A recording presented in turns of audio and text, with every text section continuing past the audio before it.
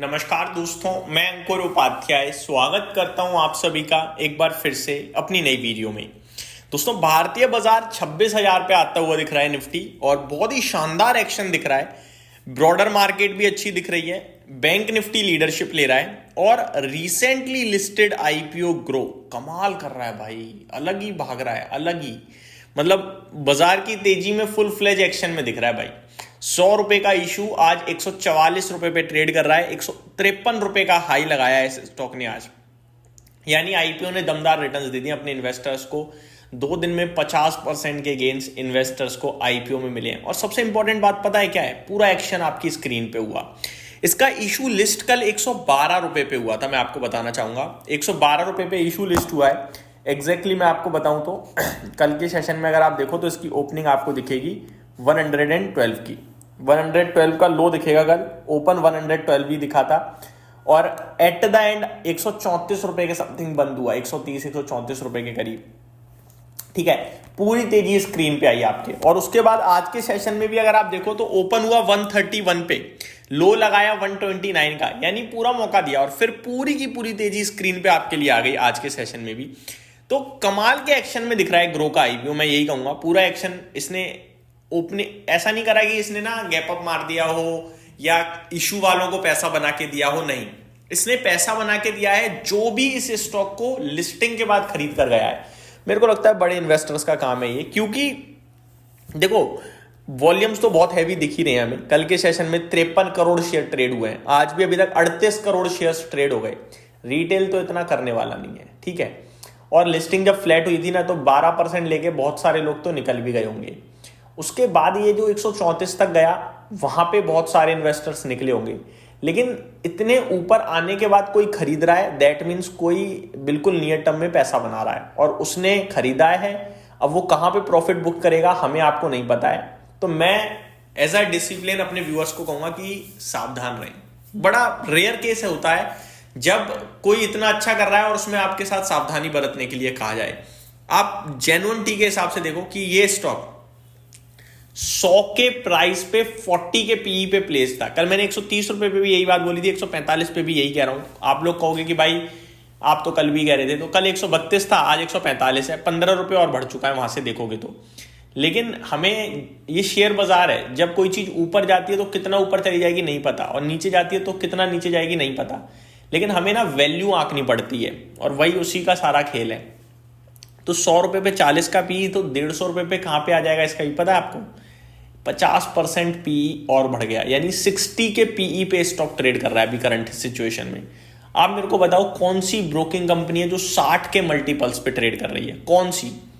मैं आपको बता सकता हूं 10 के पीई पे, 15 के पीई पे, 20 के पीई पे, 30 के पीई पे, लेकिन 60 के पीई पे मेरे को कोई ब्रोकिंग कंपनी नहीं मिलेगी।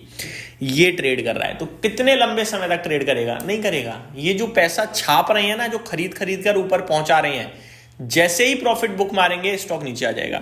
लेकिन अभी अगर मेरे से पूछो तो मैं अभी भी यही बोलूंगा कि बुक नहीं करना प्रॉफिट। मैंने कल भी बोला था, क्योंकि अगर कोई चला रहा है तो चलने दो ना। ट्रेलिंग स्टॉप लॉस रखना है। कल मैंने ट्रेलिंग स्टॉप लॉस दिया था 120 रुपए का, अभी तक ट्रिगर नहीं हुआ है। अभी मैं आपके लिए ट्रेलिंग स्टॉप लॉस थोड़ा सा बदल कर करना चाहूंगा, 129 रुपए का। अब 129 रुपए के नीचे जब तक शेयर नहीं जाएगा आप प्रॉफिट बुक मत करना, ठीक है जी। तो बेशक मैं इस स्टॉक को लेकर सावधानी बरतने के लिए कह रहा हूं, लेकिन अगर किसी पे है तो प्रॉफिट बुक करने के लिए अभी तक नहीं कहा और ना ही कहूंगा। जब स्टॉप लॉस ट्रिगर होगा कर देंगे, कोई बात नहीं। टॉप पे नहीं बेचेंगे, नहीं बेचेंगे नीचे, जब ऊपर से करेक्ट हो जाएगा थोड़ा बहुत। अदरवाइज चलने दो जितना चल रहा है, मैं यही कहूंगा आप सभी के साथ, ठीक है। अभी करंट सिचुएशन में इस कंपनी का मार्केट कैप पहुंच गया भाई साहब 81,000 करोड़ पे, तो काफी महंगा हो गया भाई साहब। और पी तो मैंने आपको बताया ही कि कहाँ पे ट्रेड कर रहा है इस स्टॉक का।